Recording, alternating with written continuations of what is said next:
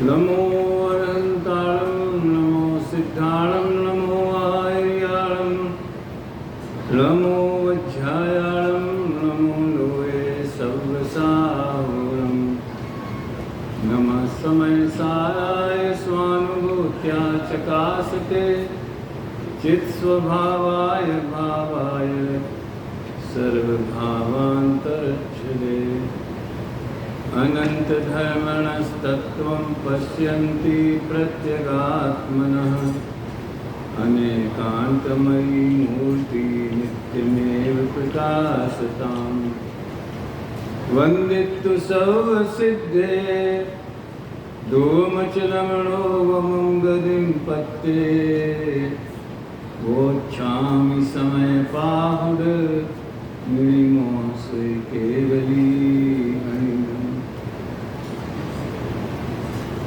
समय सार परमागम शास्त्र की प्रारंभिक गाथाओं के आधार से एकत्व विभक्त आत्मा का स्वरूप, उसकी महिमा और उसका अनुभव करने की प्रेरणा वाली गाथाएं, उसका विचार मंथन अपन कर रहे हैं।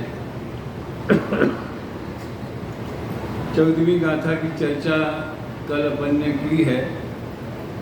जैसा कि जिन कुमार ने सूचना में कहा कि जो बात 6वीं 7वीं गाथा में आई है, उसी बात का और विशेष स्पष्टीकरण आगे की कुछ गाथाओं में है, जिसमें सबसे पहला नंबर ये 14वीं गाथा का है। बीच की गाथाओं में क्या कहा गया है, इसकी चर्चा हम 2-3 बार कर चुके हैं, इसलिए दोहराने की ज़रूरत नहीं है। फिर भी कुछ नए श्रोताओं दिख रहे हैं। गुलाब चंद जी साहब अशोक भैया कहाँ हैं? अशोक भैया भी आए ना, ज्ञानोदय से पीछे है। 8वीं से 12वीं गाथा में निश्चय और व्यवहार के बारे में बात आई है, लेकिन वो संदर्भ आत्मा का ही है। आत्मा को समझने में व्यवहार में कितना प्रयोजनवान है और कितना अप्रयोजनवान है, मतलब उससे ऊपर उठने की बात है। आज एक विचार आया कि जो 9 तत्व की बात 13वीं गाथा में आई है, वो 9 तत्व वही है जो 6वीं गाथा में ज्ञायक एक स्वभाव की चर्चा आई। 14वीं गाथा में 5 भावों से आत्मा का वर्णन किया है। टीका में भी आचार्य देव ने पहले तो व्यवहार पक्ष बताया, फिर कहा कि परमार्थ से वास्तव में ऐसा स्वरूप नहीं है। ये समस्या ये है कि जब नहीं है तो बताया क्यों। असली बात तो ये है कि अगर आत्मा कर्मों से बंधा नहीं है, वो जो भाई साहब कह रहे थे ना, कर्मों का लेख टरे नारे भाई, अगर उस धुन पे कैसा भी भजन बनाया जाए वो सेडी ही रहेगा। सेडी समझते? उदास, वो धुन ही सेड वाली है। वो तो आओ बच्चों तुम्हें दिखाएं, वैसे में होने चाहिए। इसमें दादा ने हर गाथा के अंत में भावार्थ लिखा है, हेडिंग भावार्थ नहीं दिया है। उनकी शैली ऐसी है कि ध्यान रहे। वो अमेरिका के कौन डॉक्टर थे जिनने 700,000 प्रतियाँ बंटवाई थी समय से? डॉक्टर महावीर। हाँ, डॉक्टर महावीर। उनको दादा बहुत याद इसलिए करते हैं कि हम पहले आपका ध्यान रहे वाला पैराग्राफ पढ़ लेते, फिर बाद में टीका पढ़ते। जैसा कि कल मैंने कहा था एक दफ़े जयचंद जी छावड़ा के भावार्थ भावार्थ भावार्थ भावार्थ पढ़ लेना चाहिए, या अपन कोई भी गाथा शुरू करें पहले भावार्थ पढ़ लो। वो मैं पढ़ के सुनाता हूँ आपको, फिर 15वीं गाथा अपन प्रारंभ करेंगे। ध्यान रहे कि ये बद्ध स्पष्टादि भाव और अबद्ध स्पष्टादि भाव एक ही आत्मा में एक ही काल में विभिन्न अपेक्षाओं से एक साथ घटित होते हैं, माने रहते हैं।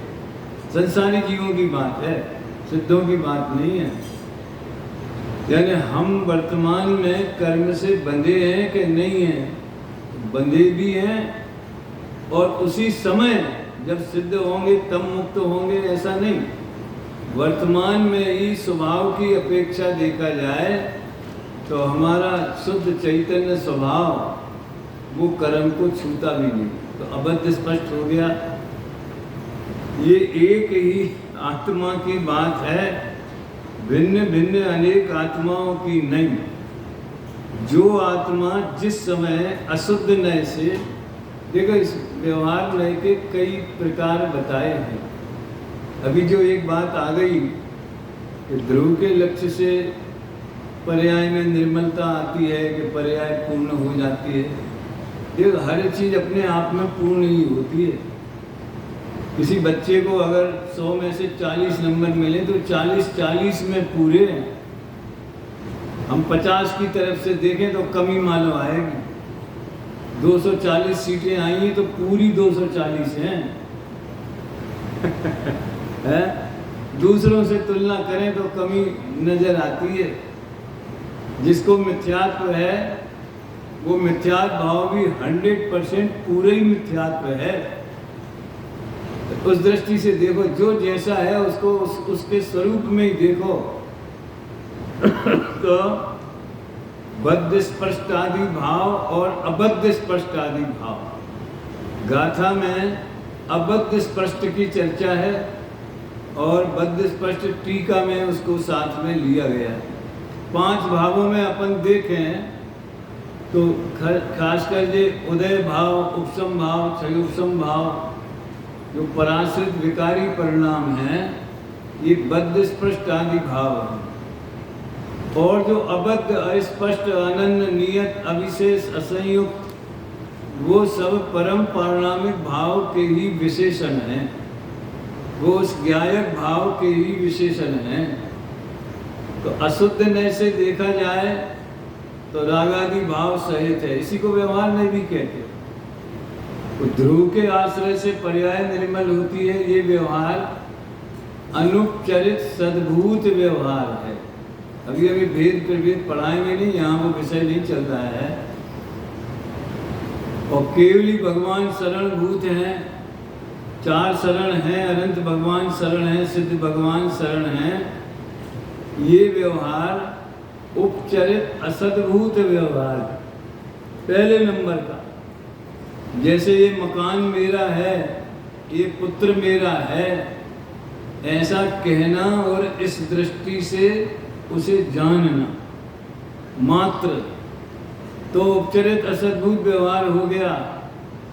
और वैसा ही अनुभव करना, अपने को वैसा ही उसका पिता मानना, स्वामी मानना मकान का, तो मिथ्यात हो गया।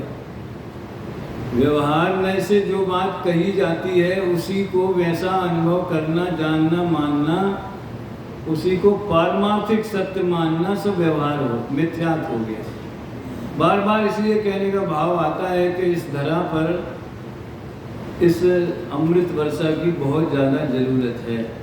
पूरे भारत की धरा पर, अकेली यहाँ की बात नहीं है। तो मुझे तो ये कहना है इस समय यहाँ पर, जो आत्मा कर्म से बंधा है, ऐसा हम देखते हैं अनादि से जीव कर्मों से बंधा है, वो इसी समय शुद्ध स्वभाव की दृष्टि से देखा जाए, शुद्धने की दृष्टि से देखा जाए, तो बद्ध स्पष्ट आदि भावों से रहित है।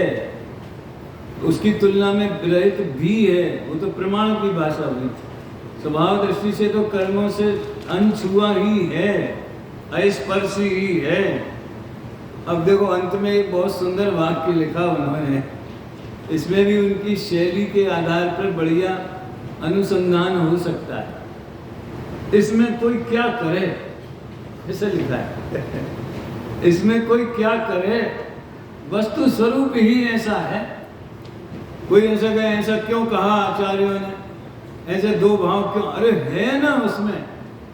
आज मैंने गुरुदेव श्री का प्रवचन सार का 140वीं गाथा का प्रवचन, जो कि अनंत चैनल के क्रम में 154 नंबर का था शायद। गुरुदेव शुरू में थोड़ी सूक्ष्म बात है, लेकिन क्या करें, जो विषय सामने है वही पढ़ा जाएगा ना। ऐसा थोड़ी है प्रकरण कुछ भी हो और हम तो वही लगाएंगे जो हमारे अंदर भरा हुआ है। समझ में आया ना? है जो आपके चिंतन में है, जो आप कहना है, उसके आधारभूत ग्रंथ सामने रखो। निश्चय व्यवहार बताना है तो मोक्षवाद प्रकाशक रखो, फिर छठवीं गाथा मत रखो। छठवीं बताना है तो छठवीं रखो। प्रसंगानुसार बात आती है वो अलग बात। तो इस तरह से 14वीं गाथा की टीका की सबसे बड़ी विशेषता ये है कि इसमें आत्मा का स्वरूप व्यवहारने की दृष्टि से देखा जाए, उसकी भी चर्चा की, लेकिन वो जाना हुआ प्रयोजनवान है। ये 12वीं गाथा में कह दिया था, जान लिया कि कर्मों का संयोग है, लेकिन वो संयोग को संयोग कब जानेगा? जब अपने को उस संयोग से भिन्न चित स्वभावाय भावाय चिन्मात्र ऐसा जानेगा। तो ये संयोग है, ये बात व्यवहार में चली जाए। और जिसे चैतन्य स्वभाव का भान नहीं है, वो कितनी भी व्यवहार की बात करे, अभिप्राय में मिथ्यात्व ही बैठा रहे। अपने को भूल कर जितनी भी चर्चा पर की होगी सब मिथ्यात्व में जाएगी।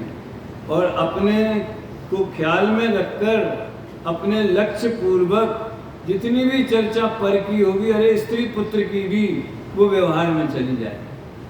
ये कमाल है अपना। इस तरह से इस गाथा में व्यवहार नय और निश्चय नय दोनों नयों की सापेक्षता से आत्मा का वर्णन किया है।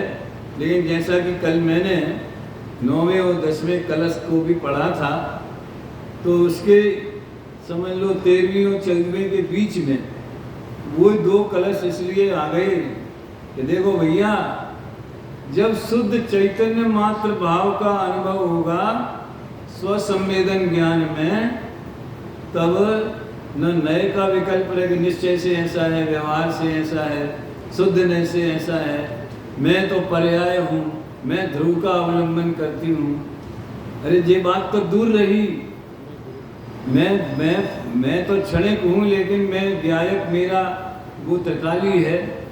ये तो बहुत समझ लो डिफेक्टिव लैंग्वेज है। समझ में आया ना? मैं ही गायक हूँ, ये विकल्प भी नहीं रहता तो मैं विकल्प का अनुभव करता हूँ, ये विकल्प कहाँ से रहेगा? वो तो भेद हो गया। आप बढ़िया अपना प्रिय पदार्थ भोजन करते हैं, जिसको जो पसंद हो गए, तो नाम लेना अच्छी नहीं तो लोग कुछ का कुछ समझ लेते हैं। हमारे संजीव डोसा के नाम से इसलिए प्रसिद्ध हो गए। कोई भी XYZ जो आप बुंदेलखंड का, आज गुरुदेव ने पूरनपुरी को याद किया था आज के व्याख्यान में, यहाँ नहीं, जो वहाँ चलता है हमारे रूटीन में। पूरनपुरी घी में डुबो करके खाते तो उसमें से घी निकलता रहता है, ऐसा याद किया था। जिस समय व्यंजन का स्वाद लेते हैं उस समय ये अमुक व्यंजन है, इसका भी विकल्प खड़ा नहीं होता। और उस निर्विकल्प अनुभूति को भी शुद्ध नहीं कहते। ये बात 10वें कलश में थी। फिर 11वें कलश में, कलश तो नहीं पढ़ना, पर वो तो बनारसी दास जी का छंद बढ़िया है। उदगल सदगुरु कहें भव्य जीवन सो, तोरो तुरत मोह की जेल, समकित रूप लखो अपनो अरु, करो शुद्ध अनुभव को खेल। एक शब्द के संदर्भ बदल जाते हैं तो अर्थ कितने बदल जाते हैं?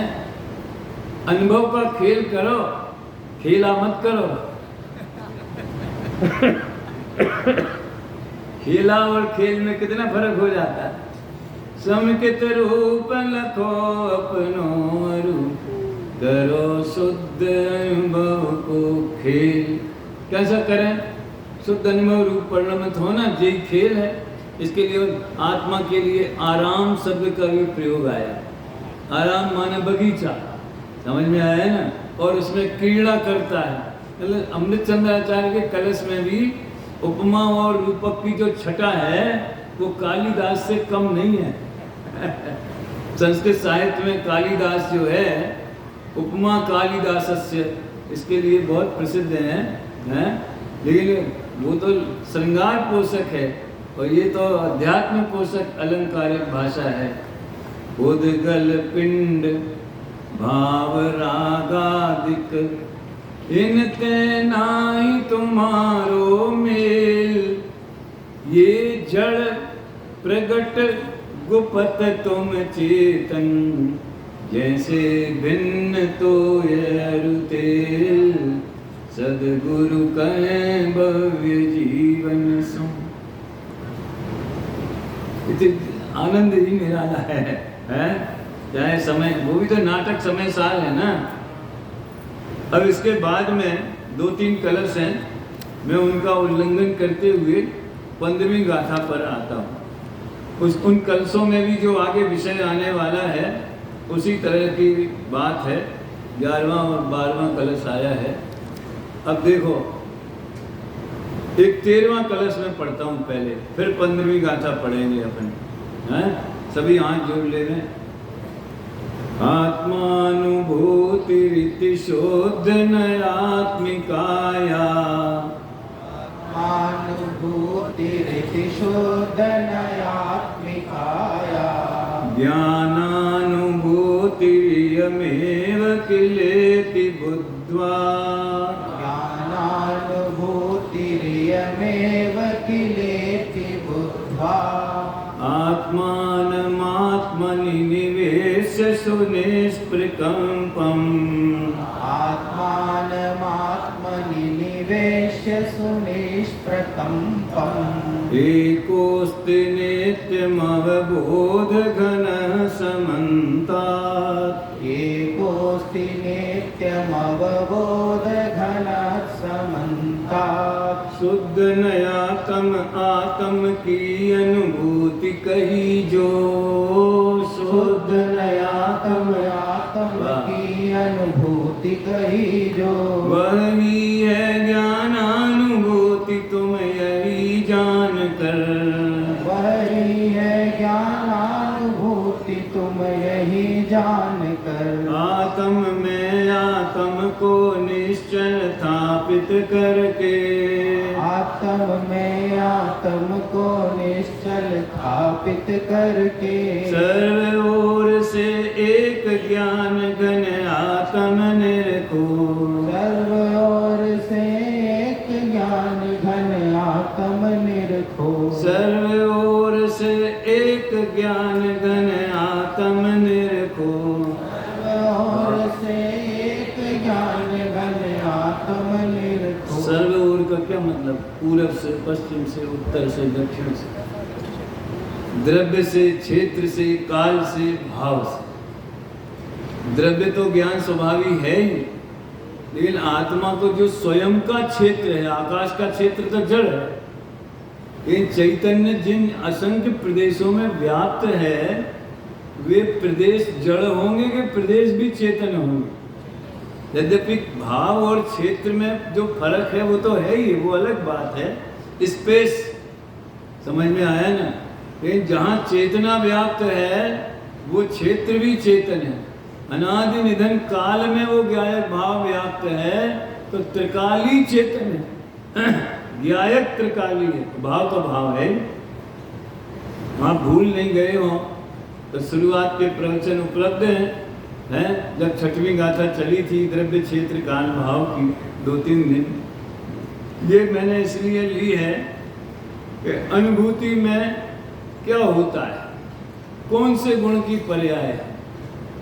देखो भैया, जो जैसे मनुष्य के शरीर में व्यवहार से देखें तो अष्टांग होते, 2 हाथ 2 पांव, हृदय, पीठ इत्यादि, लेकिन पहचान केवल चेहरे से होती। इसलिए जो आई कार्ड बनते हैं, यहाँ भी बने हैं ना, हैं, और उसमें चेहरे की फोटो लगाई, पासपोर्ट हो, आई कार्ड हो, पैन कार्ड हो, चेहरे की ड्राइविंग लाइसेंस हो, चेहरा दिखाते। अकेला पेट दिखाने से क्या मतलब है? ऐसे अनंत गुण वो तो आत्मा के अंगोपांग हैं ही। चेहरा ज्ञान है,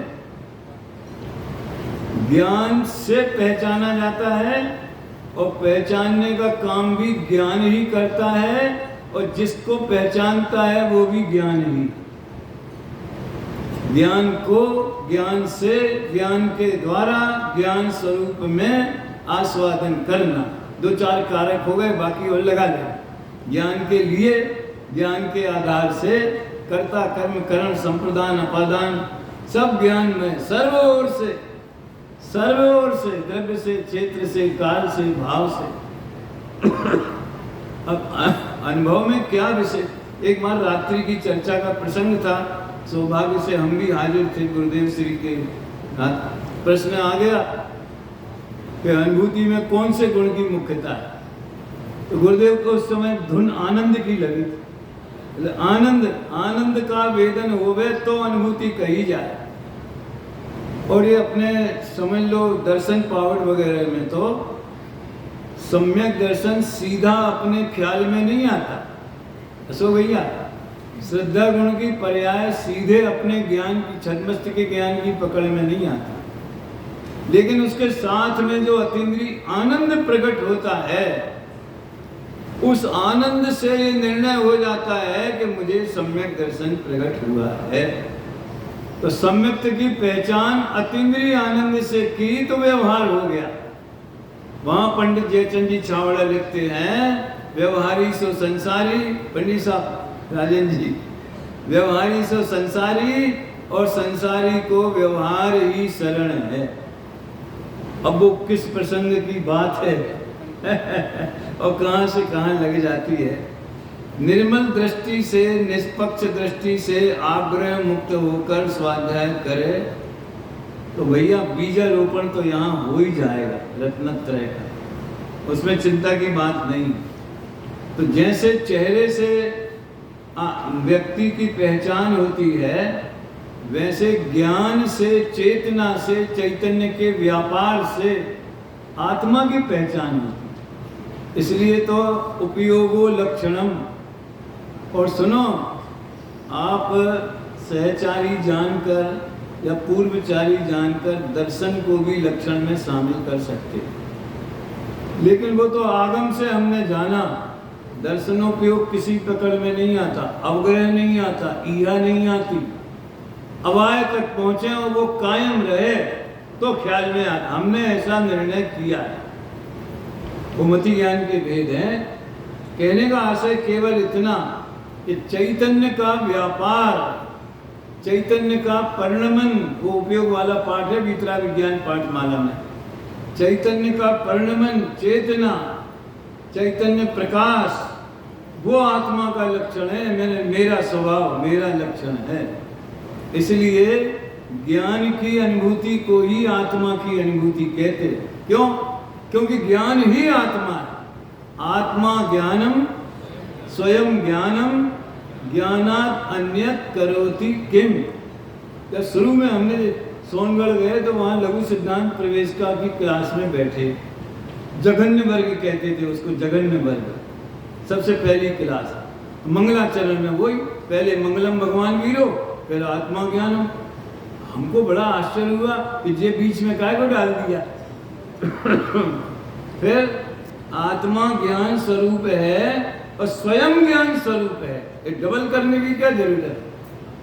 स्वयं ज्ञानम, इसका मतलब ये है, नैयायिक लोग ऐसा मानते हैं कि द्रव्य अलग है और गुण अलग है, भिन्न भिन्न पदार्थ है और समवाय से वो एक दूसरे से मिल जाते हैं। ये आप तो परीक्षा वगैरह में बहुत आती चर्चा नैयायिकों की। तो समवाय से आत्मा ज्ञान से जुड़ गया, इसलिए चेतन बन गया। जैसे इंजेक्शन से उसमें ज्ञान डाल दिया गया। पहले ब्रह्मा ने आत्मा बनाया और फिर पुद्गल भी बना दिया।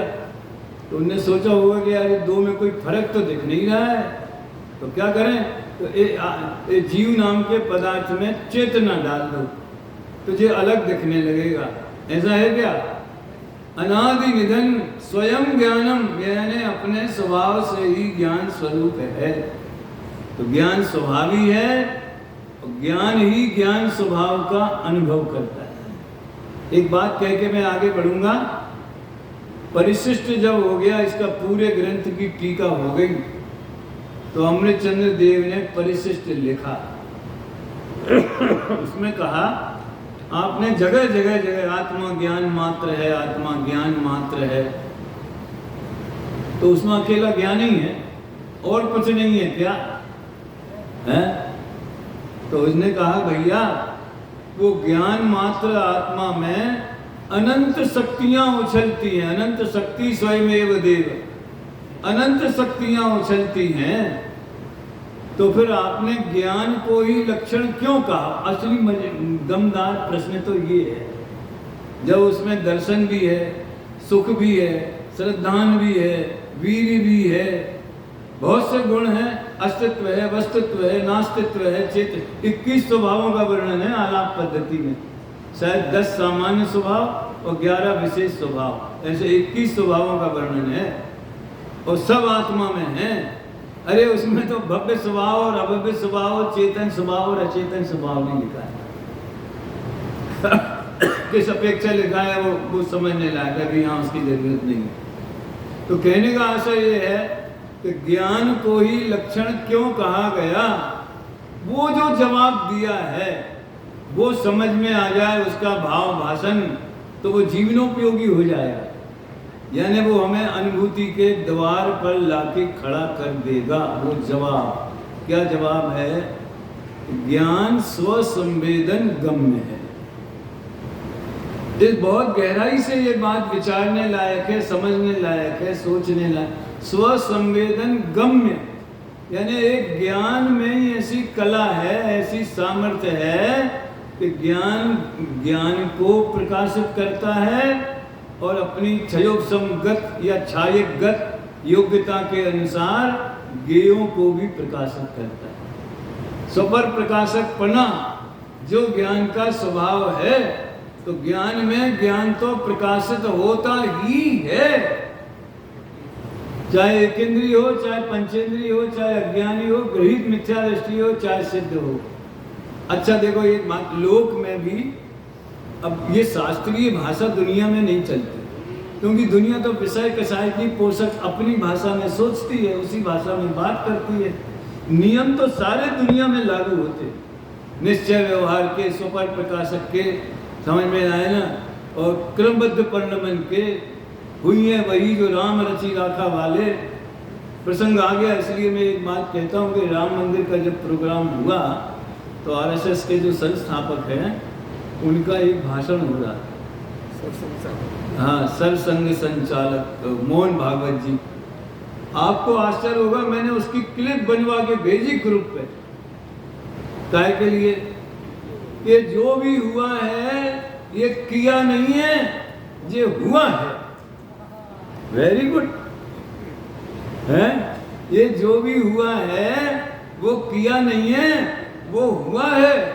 और ये साल 2 साल में हो गया हो, सुप्रीम कोर्ट के ऑर्डर से हो गया हो, ये 500 वर्षों से जो पुरुषार्थ किया, सुनना ध्यान से, जो पुरुषार्थ किया जा रहा था उससे भी नहीं हुआ है, वो इसी समय होना था सो हुआ है।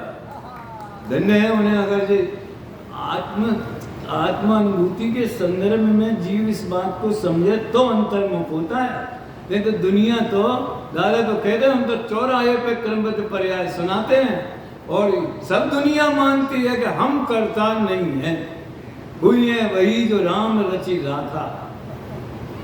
और ज्वलंत 4 तारीख का उदाहरण मेरे तो उदाहरण के लिए काम में लेता हूँ। मैं पूर्ण अराजनीतिक व्यक्तित्व हूँ, समझ में आया ना। हमारा क्षेत्र ही दूसरा है, जन्म से ही हम गुरुदेव की धारा में हैं, मतलब 16 साल की उम्र से। तो क्या हुआ है? कितना पुरुषार्थ 2004 और 2014 पुरुषार्थ से सिद्धि जिसे हम पुरुषार्थ कहते हैं वो पुरुषार्थ है नहीं। थोड़ी ये बात भी सुन लो मजेदार। 2004 में समझ में आया ना, सोनिया जी ने बहुत मेहनत की थी जो आज मोदी जी ने करी। उस समय देवलाली में शिविर लगा था, आप में से बहुत से लोगों ने देखा सुना होगा, राजन जी, और उनको मेजॉरिटी आ गई। 2004 में मेजॉरिटी आ गई। सरदार जी तो अपने, वो तो दूसरी जगह थे, वो तो सांसद थे, वो तो बैठे ही रहे। उनने एक भी रैली कुछ, सरदार जी माने मनमोहन सिंह जी। अब उनने निर्णय किया इनको बनाएंगे, और सब उखड़ पड़े गए, इन्हें नहीं बनने देंगे। तो 2 घंटा पहले उन्हें मालूम पड़ा कि मुझे प्रधानमंत्री बनना है। जितने धूल छानी, महीनों धूप में धूल छानी, वो नहीं बन पाया, और जिसने कुछ नहीं किया वो बन गया। बोलो कौन सा पुरुषार्थ, कौन सी योग्यता? समझ में आया ना? और अभी भी वर्तमान में क्या 400 के लिए मेहनत नहीं की गई थी? तो क्या हुआ फिर? तो जो होना था सो हुआ है, हुई है वही जो राम रच राखा। अपने को तो केवल इतना कहना, अकर्ता भाव, वो मैं, जब भी हम ये कुछ नहीं करते हैं, हम तो परिपूर्ण हैं, सब बातों में पूर्ण हैं, मेरे में कोई कमी नहीं है। दिक्कत ये है कि अभिप्राय में तो हम माने अभय कुमार, ये असमान जाति पर्याय, समझ में, किसी के पिता, किसी के पति, किसी के फलाने, ये बैठा रहता है। तो मैं, मेरे में कोई कमी नहीं है, ये बात वैसे ही ऊपर से निकल जाती है जैसे पत्थर की चट्टान से पानी निकल जाता है, और पत्थर वो बिल्कुल भीगता नहीं, कमल भीगता नहीं, वो अबद्ध स्पष्ट रह जाते हैं। वो मैं ज्ञान, ये ज्ञान मात्र आत्मा ज्ञान जो स्वसंवेदन लक्षण वाला है। स्वसंवेदन, स्व माने वहां त्रिकाली ध्रुव नहीं, स्व माने वो ज्ञान पर्याय स्वयं, दीपक की लौ। जैसे जरा सी भी, अरे दीपक की छोड़ो, वो लाइटर जलाते ना लोग बीड़ी पीने वाले, समझ में आया ना, लाइटर माचिस भी चलती है, वो लाइटर से जरा सी चिंगारी निकलती है, वो चिंगारी में चिंगारी दिखती कि नहीं दिखती? ऐसे ज्ञान की जरा सी लो, उसमें ज्ञान स्वयं दिखेगा कि नहीं दिखेगा? तो जिसे ज्ञान में ज्ञान नहीं दिखेगा वो ज्ञान में ज्ञेय कैसे देखेगा? समझे? दर्पण के सामने चेहरा झलक रहा है, तो दर्पण तो देखो, अभी आएगा 7वीं 18वीं गाथा में, आंख बंद करके खड़े हो जाओ तो क्या होगा? चेहरा दिखेगा कि नहीं दिखेगा? नहीं दिखेगा, लेकिन झलकेगा कि नहीं झलकेगा? दर्पण ने थोड़ी अपनी आंखें बंद करी हैं, उसकी स्वच्छता थोड़ी बिगड़ गई। चेहरा झलकेगा लेकिन दिखेगा नहीं, क्योंकि देखने वाले की आंखें बंद हैं। तो ज्ञान दर्पण में ज्ञान तो प्रकाशित होता ही है, और ज्ञान ज्ञान का ही स्वाद लेता है। मोह के कारण ज्ञान और राग, संयुक्त और असंयुक्त, ज्ञान और राग को ये जीव मिला हुआ अनुभव करता है। आगे की गाथाओं में वो हाथी आदि सुंदर पशु सुंदर आहार, चूरमे के लड्डू खिलाओ, लेकिन ऐसे डायरेक्ट तो खिला, घास में मिला देते हैं, तो सोचता होगा आज की घास बड़ी मीठी मीठी लग रही है। ये बात आने वाली है इसमें, या 15वीं गाथा में। अभी तो ये द्रव्य गुण को, गुणी को अभेद मानकर आत्मानुभूति और ज्ञानानुभूति एक ही बात है, क्योंकि ज्ञान ही आत्मा। और एक बात मैं पहले प्रारंभ में ही कह देता था, शायद अभी नहीं कही होगी, आत्मा माने तो मैं होता है भाई साहब। क्या जीव तो बताया था ना, जीव संज्ञा है, आत्मा सर्वनाम है। जीव आत्मा माने मैं होता है। अंग्रेजी में कैपिटल आई का जो मतलब होता है, संस्कृत में आत्मा शब्द का वही अर्थ होता है। और सबसे बड़ा प्रमाण अमृतचंद देव की टीका, जीवो ही तावत क्रम नियमित आत्म परिणामयी उत्पद्यमानो जीव एव न अजीवः अजीवोपि तावत् क्रम नियमित आत्म परिणामयी उत्पद्यमान। अजीव भी अपने परिणाम, तो अपने के लिए संस्कृत में कौन सा शब्द है? आत्म परिणाम। तो हिंदी में भी आत्मकथा। तो क्या त्रिकाली ध्रुव की कथा है वो? असली आत्मकथा तो जो आत्मख्याति है लेकिन स्वयं के अर्थ में आत्मकथा, आत्मनिंदा, आत्म प्रशंसा, आत्महत्या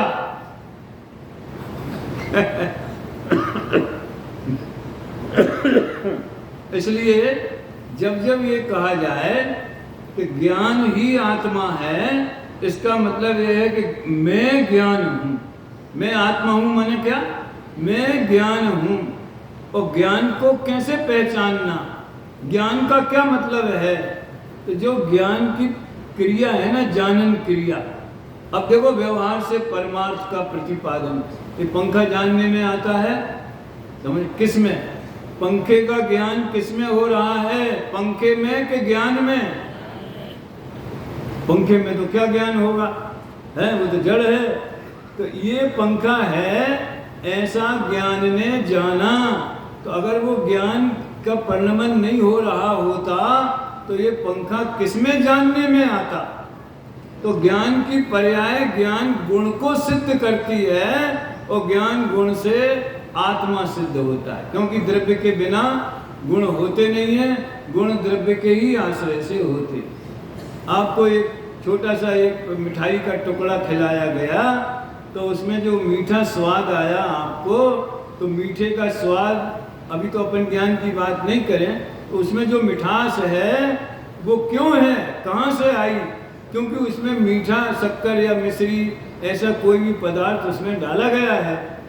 तो मिठास जो परिणमित हो रही है वो तो पर्याय, और जो मीठा स्वाद है, मिष्ट रस, वो गुण, तो वो किस में होता है? वो पुद्गल में होता है। इस तरह से पर्याय से द्रव्य गुण का और गुण से द्रव्य का निर्णय किया जाता है।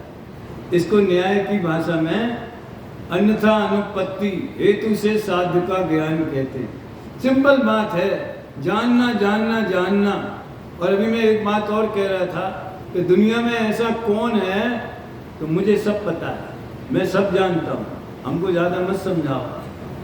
ऐसे जो प्रयोग भले कसाय के कारण होते, ये मैं जानता हूँ, मैंने इतने शास्त्र पढ़े हैं, मैंने इतने ग्रंथ पढ़े हैं, मैंने ये जाना, ऐसा अनुभव जगत करता है कि नहीं करता? समझ में आया ना? तो बोलने अनुभव नहीं करे, बोले कैसे? कि हमें जानते हैं, हमें पता है, ऐसा बोलते हैं ना। तो ये हम जानते हैं, ये जानन पर्याय। क्या जानते हैं, कैसे जानते हैं? इंद्रियों से जानते हैं कि ज्ञेयाकार को जानते हैं। ये कथा छोड़ो, अभी ये थोड़ी देर बाद आएगी, 2-3 दिन बाद। आज कौन सी तारीख हो गई? 6 हैं। अभी तो 10 तारीख तक है ना मामला, 11 को तो नहीं होगा शायद। अब होगा तो होगा, देखेंगे। 11 को दीक्षांत समारोह। इस तरह से कहने का अर्थ है केवल इतना, मैं जानता हूँ। अरे भैया, कितनी प्यारी बात है।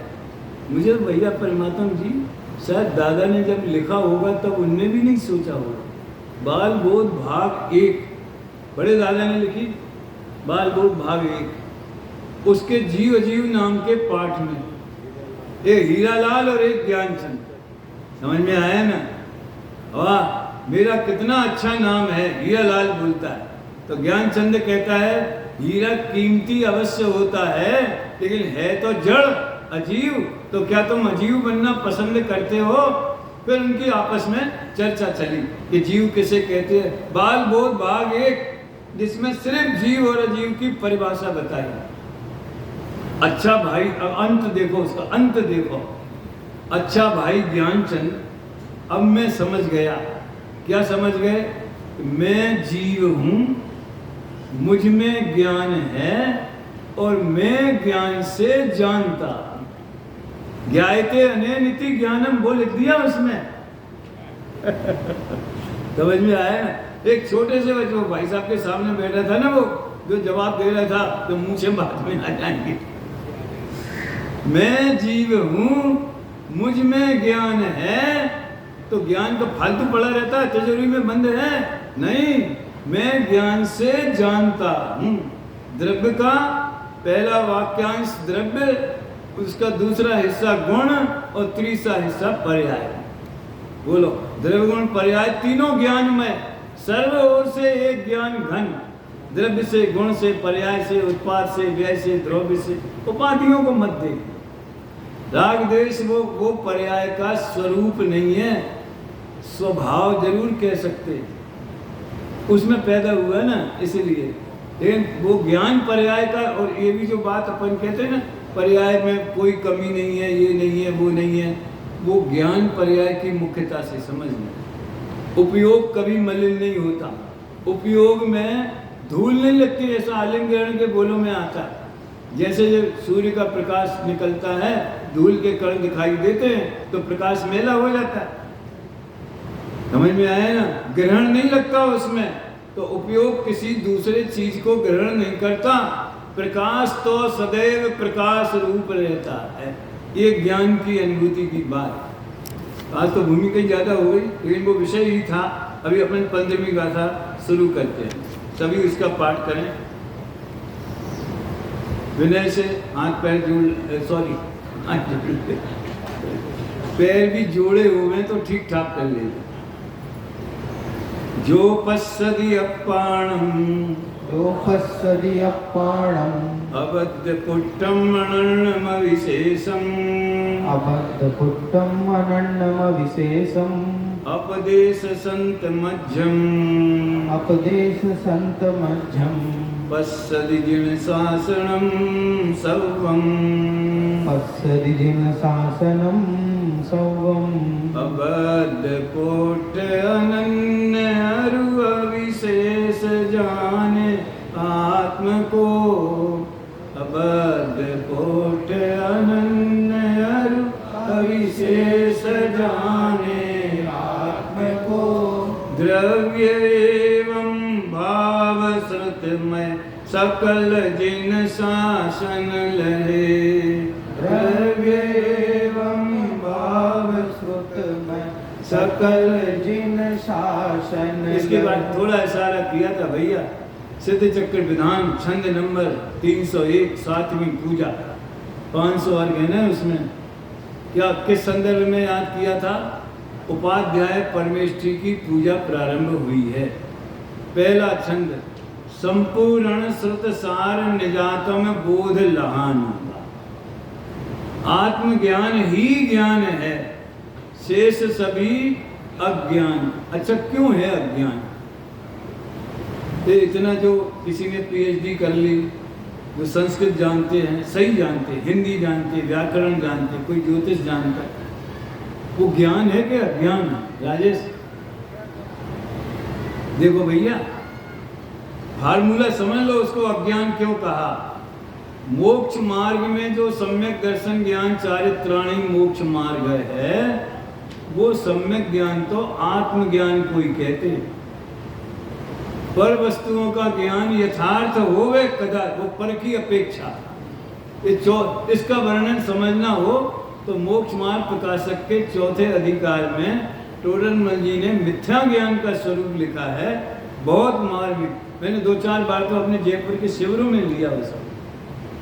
2 प्रकरण, अगर 7 तत्व की भूल लेना हो तो चौथे और 7वें में दोनों जगह आई है, तो दोनों में क्या अंतर है? ख्याल में आया? तो उसमें जितनी ये गद्दी जो है ना, ये सभा, ये स्वाध्याय है सामूहिक, और ये मोक्ष मार्ग के प्रयोजन से है, आत्मानुभूति के प्रयोजन से, सम्यक दर्शन के, जो भी कहो। तो यहाँ ज्ञान वही कहा जाएगा जो मोक्ष मार्ग का अंग होवे।